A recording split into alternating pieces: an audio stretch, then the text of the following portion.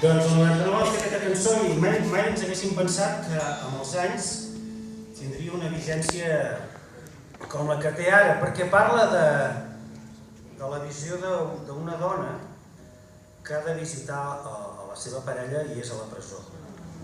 I curiosament avui també tenim homes i dones a la presó que ens estan donant un exemple de dignitat i que estan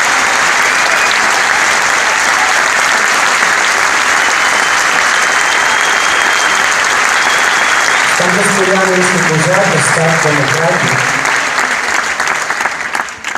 que sembla que només es guiï per la venjança i per l'odi.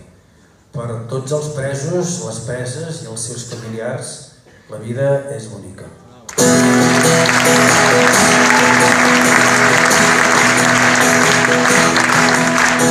Som